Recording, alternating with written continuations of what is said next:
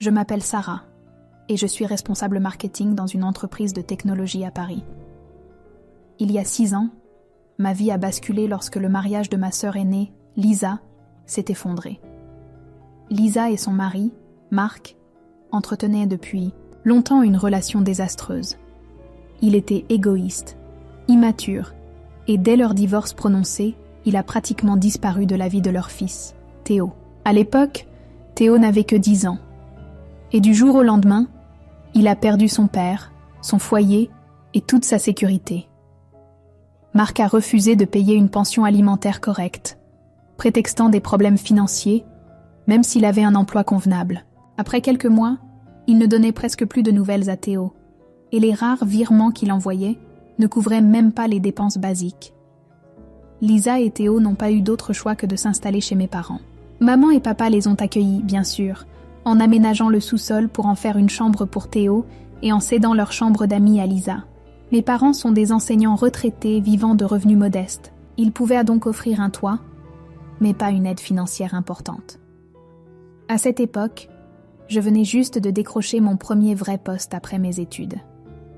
Je commençais à gagner correctement ma vie et louais mon propre appartement dans le centre de Paris. Il n'était pas immense, mais j'étais fière de mon indépendance et je mettais de l'argent de côté pour l'avenir. J'étais enthousiaste à l'idée de progresser dans ma carrière et de profiter de ma jeunesse. Puis est arrivé ce déjeuner dominical chez mes parents, celui dont je me souviendrai toujours. Nous étions tous à table, papa, maman, Lisa, Théo et moi. Théo nous parlait de son projet de science, et j'étais contente de voir qu'il semblait s'adapter à la nouvelle situation.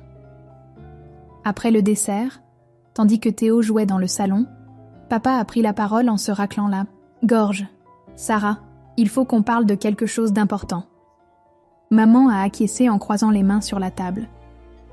Ça concerne la situation de Lisa. J'ai regardé ma sœur qui fixait son assiette. Lisa traverse une période très difficile, a poursuivi papa. Elle a trouvé un travail dans un grand magasin, mais le salaire est bas. Et avec Théo qui grandit et a besoin de vêtements, de fournitures scolaires, nous pensions... Maman a ajouté « Puisque tu réussis bien dans ton nouveau travail, peut-être pourrais-tu donner un coup de main à ta sœur. » Je n'étais pas surprise. Je m'attendais à quelque chose de ce genre et je n'y étais pas opposée. Lisa était ma sœur, et Théo, mon unique neveu. « D'accord, » ai-je répondu. « Je peux aider. Que diriez-vous de 700 € par mois ?» C'était une somme conséquente pour moi, mais faisable en serrant un peu mon propre budget. Lisa a semblé soulagée instantanément. Ça nous aiderait énormément. Merci. Et c'est ainsi que j'ai commencé à contribuer régulièrement à la vie de Lisa et Théo. Chaque mois, je virais 700 € sur le compte de Lisa, et c'était devenu aussi habituel que de payer mon loyer. Au fil du temps, comme Théo grandissait, il avait besoin de plus que le strict minimum. Il voulait se former à la programmation et s'intéresser aux langues étrangères. J'ai trouvé ça formidable pour son avenir, alors j'ai financé ses cours. Pour ses 11 ans, je lui ai offert la PlayStation 5 dont il rêvait. Le voir si heureux en ouvrant son cadeau m'a fait oublier les sacrifices que je devais faire. L'année suivante, je lui ai offert un nouveau smartphone pour ses 12 ans. À Noël, je ne lésinais pas non plus. Un bon casque audio, une tablette. Bref, tout ce qui pouvait lui faire plaisir. Je voulais qu'il ait une belle vie malgré le divorce de ses parents. Lisa a fini par quitter la maison de mes parents pour un petit 2 pièces qu'elle partageait avec Théo.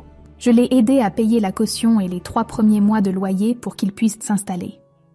J'allais souvent leur rendre visite, avec des courses ou en les emmenant dîner. Lors de nos repas de famille, au moins 2 fois, par mois, Lisa racontait surtout ses histoires de rencontres.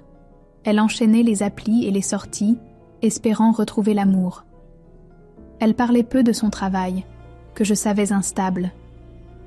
D'après ce que m'avaient dit mes parents, elle changeait sans cesse de poste, du commerce de détail à du travail administratif ou de la restauration, sans jamais rester assez longtemps pour faire carrière. Mes parents payaient la plupart de ses dépenses courantes, et mon aide servait plutôt à financer les à côté pour elle et Théo. 1 an après le début de mon soutien, J'ai reçu une grosse promotion qui a presque doublé mon salaire. J'étais heureuse. Et j'ai décidé de commencer à économiser pour acheter mon propre appartement au lieu de continuer à louer. Au prochain repas de famille, papa m'a demandé des nouvelles de mon travail. En fait, j'ai une bonne nouvelle, ai-je annoncé, souriante. J'ai eu une promotion et je pense mettre de côté pour acheter un appartement. Lisa a relevé la tête brusquement. Une promotion ? Tu gagnes combien de plus ? J'ai hésité, mais j'ai finalement répondu franchement. À peu près le double de ce que je touchais avant. Lisa a plissé les yeux et son regard m'a rappelé les disputes de notre enfance. Dans ce cas, tu pourrais nous aider 2 fois plus, non ? 700 €, c'était basé sur tes revenus d'avant. Maintenant, ce serait plutôt 1400. J'ai failli m'étouffer. Lisa, c'est pas... C'est juste, m'a-t-elle coupé. Si tu gagnes 2 fois plus, pourquoi Théo et moi n'en profiterions pas ? On est de la famille. J'ai cherché un signe de désapprobation, chez mes parents. Un rappel à l'ordre montrant que c'était excessif de réclamer ça, mais ils ont hoché la tête en signe d'approbation. « Ta sœur n'a pas tort », a murmuré maman. « Dans la famille, on s'entraide, et puis ce n'est pas comme si tu avais des enfants à charge. » Je me suis sentie coincée, leurs 3 regards braqués sur moi. Seul Théo n'était pas présent. Il était parti chez un copain après le repas. Lisa a renchéri. 1500 €, ce serait même mieux. Théo aura bientôt besoin d'un appareil dentaire, et les cours de programmation sont de plus en plus chers. Sous la pression, je n'ai pas eu le choix. D'accord, 1500 € par mois, ai-je soufflé.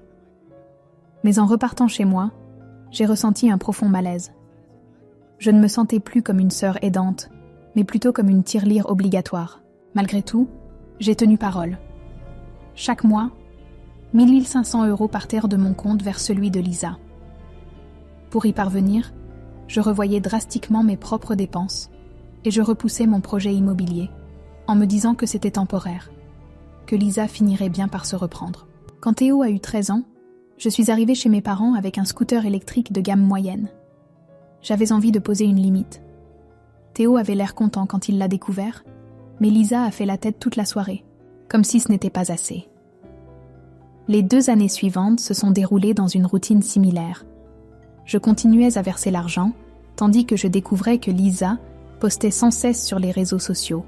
Restaurants, achats, de vêtements neufs, week-ends improvisés, bien au-delà de ce que pouvait couvrir son petit emploi en boutique. De mon côté, je trinquais. Je travaillais dur, je faisais des heures sup, je restreignais mes dépenses, tout cela pour maintenir mon aide. Mais peu à peu, j'ai pu économiser assez pour enfin acheter un petit appartement. Une chambre, dans un quartier correct, mais pas luxueux. J'ai investi toutes mes économies dans l'apport initial. Et même si les mensualités du prêt étaient lourdes, j'étais fière. J'ai décidé de fêter ça et d'organiser une pendaison de crémaillère. J'ai invité mes proches, quelques collègues et voisins. Quand Lisa et Théo sont arrivés, elle a parcouru l'endroit du regard, scrutant chaque détail. Théo, qui avait 14 ans, m'a à peine salué avant de demander le code Wi-Fi. Plus tard, alors que je reprenais des biscuits apéritifs dans la cuisine, j'ai surpris Lisa murmurer à notre cousine. Théo et moi, on mériterait bien plus cet appartement qu'elle. Nous, on est obligés de vivre dans notre minuscule location. J'ai senti un pincement au cœur, mais j'ai fait comme si je n'avais rien entendu. C'était censé être ma journée spéciale, et je ne voulais pas gâcher la fête. L'année suivante, j'ai remarqué un nouveau comportement chez Théo, désormais âgé de 15 ans. Il glissait de plus en plus de remarques sur l'idée d'avoir une voiture. Il parlait de ses amis dont les parents préparaient déjà leur cadeau de 16e anniversaire, ou des modèles qui le faisaient rêver. Au début, je n'y ai pas prêté attention. Tous les ados parlent de conduire un jour. Mais j'ai vu, sur le compte de Lisa, des photos de Théo posant à côté de belles voitures neuves dans des concessions, avec des légendes du style « On a hâte de fêter son anniversaire » ou « Il essaie la voiture de ses rêves, manque plus qu'une bonne fée généreuse pour la lui offrir ». Ça m'a fait rire jaune.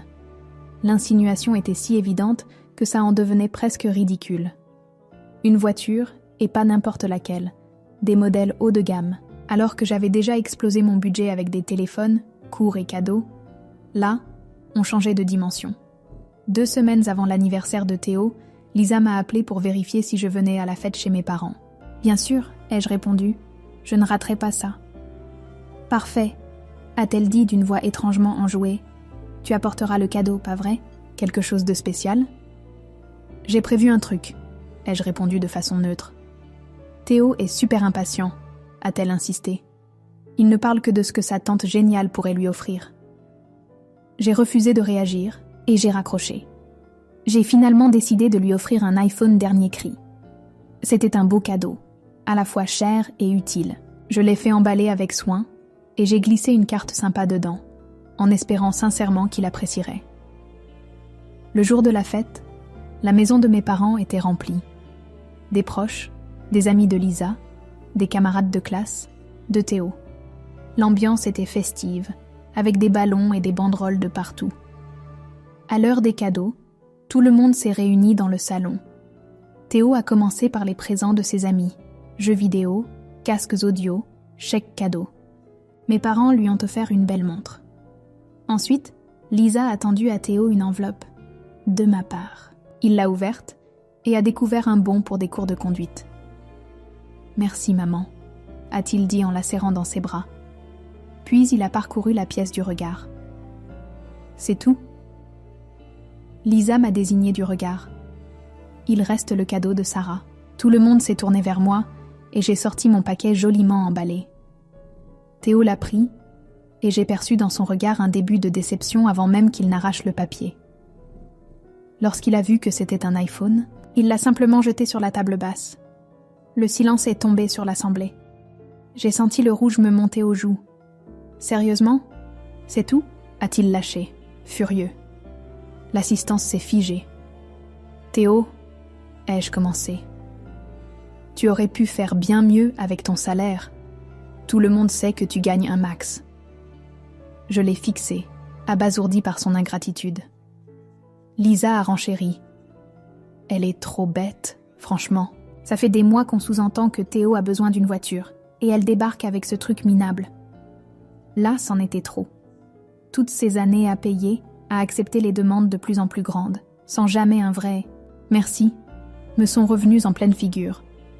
J'ai frappé la table du plat de la main en criant « Stop, j'en ai assez de vous financer depuis des années, toi et ton fils, Lisa. Des milliers d'euros dépensés pour vous, des cours, des cadeaux, tout ça pour me faire traiter comme ça? Vous exigez une voiture ?» J'ai pris la boîte de l'iPhone sur la table. « Si mon cadeau ne te plaît pas, très bien, je le reprends. Mais je ne vous paierai pas de voiture. » Un silence complet a envahi la pièce. Théo semblait pétrifié, Lisa était rouge de colère, et nos proches évitaient tous de croiser mon regard. Personne n'a bougé quand j'ai pris mon sac et ma veste pour partir. Dans la voiture, je tremblais, partagée entre la colère et la tristesse. 6 ans d'aide, et voilà comment j'étais remerciée. Considéré juste comme un porte-monnaie ambulant. Une fois chez moi, mon téléphone a commencé à sonner. Lisa, puis maman, puis papa, tour à tour. Je n'ai pas décroché. J'étais trop bouleversée. Au moment où j'ai enfin regardé mon téléphone, j'avais 12 appels manqués et un flot de messages. Maman. Sarah, tu nous as humiliés devant tout le monde. Rappelle-moi tout de suite. Lisa. Comment oses-tu partir comme ça? Théo est anéanti. Papa. On t'a mieux élevé que ça. Ton comportement est honteux. Lisa, encore. T'es égoïste et radine, tu l'as toujours été. Tu dois présenter tes excuses à Théo et lui faire un vrai cadeau. Aucun message ne mentionnait le moindre souci dans la réaction de Théo, ni dans l'exigence d'une voiture. Pour eux, c'était à moi de réparer. Je n'ai pas répondu. J'avais besoin de temps pour digérer la situation. J'ai pris un jour de congé et je suis restée chez moi, le téléphone en sourdine. Au bout de 2 jours, les SMS sont devenus plus mielleux. Maman, on est ta famille, Sarah. La famille, ça reste uni. Lisa, Théo est très mal. Il pleure et se demande si tu le détestes. Habituellement, leur chantage affectif aurait peut-être marché, mais là, j'étais à bout. Je voyais enfin clairement le mécanisme. On me réclamait toujours plus, comme si je leur devais. Le mercredi soir, j'ai fini par répondre à un énième appel de Lisa. « Ça fait des jours que j'essaie de te joindre », a-t-elle hurlé dès que j'ai décroché. « Je sais », ai-je répondu calmement. J'avais besoin de réfléchir. Pendant que tu réfléchissais, j'ai dû gérer Théo, dévasté. Tu dois arranger ça, Sarah. Arranger quoi? Que je ne lui ai pas acheté de voiture? Elle a poussé un soupir exaspéré. On peut passer l'éponge si tu t'excuses et que tu lui offres le bon cadeau. Non, Lisa, c'est fini. Je ne paierai pas de voiture. Et à partir de maintenant, je ne t'enverrai plus un centime. Un silence incrédule a suivi. Puis elle est partie dans une tirade. Tu n'as pas le droit de nous couper les vivres. On dépend de cet argent. Justement, c'est mon argent, Lisa. Je suis libre de mes choix. Tu n'es qu'une égoïste. Après tout ce qu'on a subi, tu nous laisses tomber? Au revoir, Lisa. J'ai raccroché et bloqué son numéro, ainsi que ceux de mes parents. Je les ai aussi bloqués sur les réseaux sociaux. Je ne voulais plus subir leur harcèlement permanent. J'ai donc stoppé le virement automatique vers Lisa. Le lendemain, je suis rentrée du travail et j'ai entendu des coups violents à ma porte. En regardant par le Judas, j'ai vu Lisa et maman, furieuses. « Sarah, ouvre immédiatement. On sait que tu es là, ta voiture est garée en bas. » a exigé maman. « Tu ne peux pas nous couper les vivres. Théo a besoin de cet argent pour ses cours de programmation. » a crié Lisa en martelant encore la porte. Je me suis tenue derrière, sans ouvrir. Je n'ouvrirai pas. Je n'ai rien à vous dire. Tu n'as aucun droit d'abandonner ta sœur. La famille, c'est sacré, a martelé maman. J'en ai assez d'être traitée comme un distributeur automatique. J'ai aidé pendant 6 ans. C'est plus qu'assez. Lisa a donné un coup de pied rageur contre la porte. Tu nous dois cet argent. Non, je ne vous dois rien. Si vous ne partez pas, j'appelle la police. Tu n'oserais pas... a lancé Lisa. J'ai pris mon téléphone. Essayez de voir. J'ai entendu des murmures, puis leurs pas qui s'éloignaient. La dernière phrase de maman a résonné dans le couloir. Tu vas le regretter, Sarah. Au final, la famille est tout ce qu'on a. Par la suite, j'ai appris par une cousine que Lisa et mes parents racontaient à la famille que je les avais lâchés du jour au lendemain, rompant une soi-disant promesse de financer les études de Théo. Heureusement, la plupart des proches savaient ce qu'il en était, ayant vu combien je m'étais investie. Ma tante Emma m'a même appelée. J'étais là à l'anniversaire de Théo, Sarah. Ce qu'ils ont fait est inadmissible. Tu as déjà fait bien plus qu'assez. Son soutien m'a touchée, même si la situation restait douloureuse. J'ai essayé de tourner la page. Je me suis concentrée sur mon travail. J'ai commencé une thérapie et j'ai agrandi mon cercle social en dehors de la famille. Pour la première fois depuis des années, j'avais un budget qui me permettait de souffler. J'ai pu prendre de petites vacances, m'inscrire à un club de lecture et même reprendre les rendez-vous galants. Au bout de 3 mois sans contact, puis 6, j'ai entendu dire que Lisa avait dû déménager dans un logement plus petit et accepter un emploi à temps plein. Théo avait laissé tomber ses cours de programmation. Mes parents continuaient de l'aider, se plaignant de leur propre situation. Parfois, j'avais des doutes. Je me demandais si j'y étais allée trop fort, si j'aurais pu être plus diplomate. Puis je me souvenais de la façon dont il m'avait traitée, de la dépendance financière qu'il m'avait imposée, et je sentais cette blessure encore vive. 6 mois après l'incident, un mardi soir pluvieux, je sortais de mon immeuble, de bureau quand j'ai entendu quelqu'un m'appeler. En me retournant, j'ai vu Théo, debout sous la pluie, trempé de la tête aux pieds. Il avait l'air plus âgé et différent. « Tata Sarah », a-t-il dit d'une voix plus grave que « Dans mes souvenirs, je peux te parler ?» J'ai hésité. « Ta mère sait que tu es là ?» Il a secoué la tête. « Non, et je veux qu'elle ne le sache pas. » Je l'ai observé, perplexe, puis j'ai hoché la tête. « D'accord, allons au café du coin. » On a commandé des boissons chaudes et trouvé une table discrète. Théo semblait nerveux, jouant avec son gobelet. « Je t'écoute », ai-je dit. Il a pris une grande inspiration. Je voulais m'excuser pour mon anniversaire, pour mon comportement. C'était déplacé. Son honnêteté m'a surprise. Qu'est-ce qui t'a fait changer d'avis ? La réalité, j'imagine, a-t-il murmuré avec un mince sourire. Quand tu as arrêté de payer, tout a changé. Maman a dû travailler à plein temps, j'ai dû stopper certaines activités, et au début, j'étais très en colère contre toi parce que maman disait que tu nous abandonnerais jamais, que tu étais juste égoïste et que tu reviendrais. Mais tu n'as pas cédé, et j'ai commencé à réfléchir à tout ce que tu avais déjà fait pour nous. Les cadeaux, l'argent, les cours. Je me suis rendu compte que je n'avais jamais été reconnaissant. Il m'a regardé, droit dans les yeux. En plus, depuis 3 mois, je bosse dans un supermarché, et ça m'a ouvert les yeux. Gagner son propre argent, c'est pas si facile. J'ai ressenti un mélange de fierté, de tristesse et de soulagement. Merci. Théo, ça me touche. Tu me pardonnes ? M'a-t-il demandé, avec un regard un peu plus vulnérable. J'y travaille, ai-je reconnu. C'est pas juste pour l'anniversaire. C'est pour toutes ces années où j'ai eu l'impression de n'être qu'un portefeuille pour vous. Ça m'a fait mal. Il a acquiescé.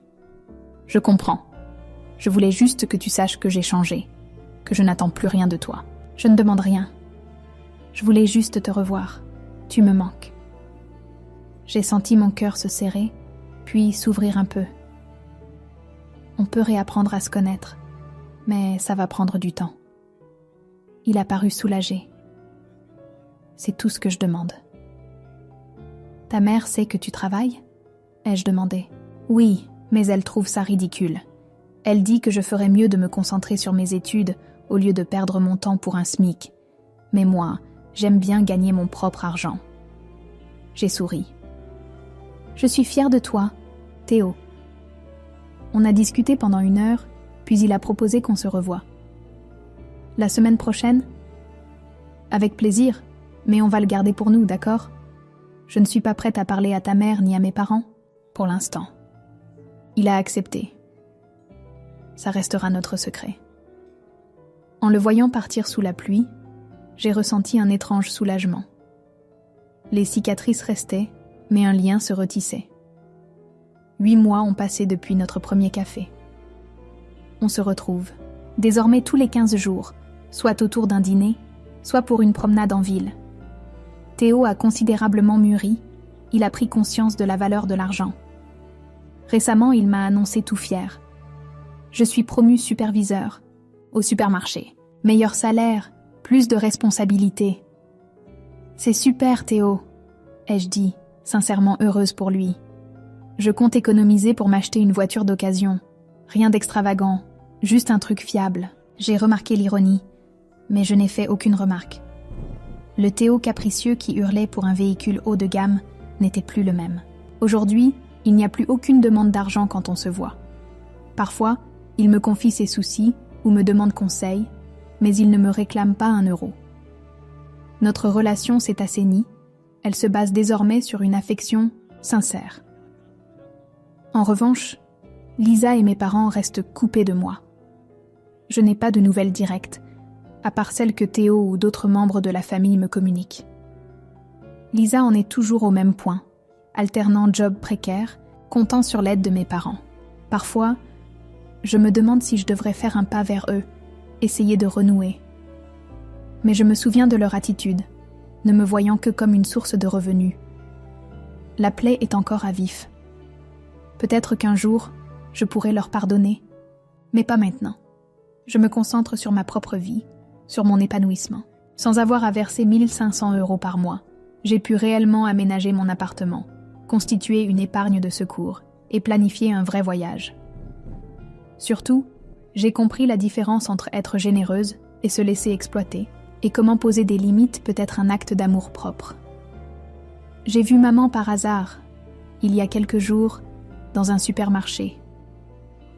Nos regards se sont croisés depuis le rayon des fruits et légumes. J'ai cru qu'elle viendrait me parler, qu'on aurait une chance de briser la glace. Mais elle a rebroussé chemin, le visage fermé. J'ai eu mal, mais j'ai compris. Certaines blessures demandent du temps pour cicatriser. et certains ponts ne peuvent se reconstruire qu'avec des efforts des deux côtés. Pour l'instant, je laisse faire le temps. Je ne ferme pas définitivement la porte, mais je ne la rouvre pas non plus. Quant à ma relation avec Théo, elle grandit sur des bases plus saines, et c'est probablement la seule chose qui compte vraiment.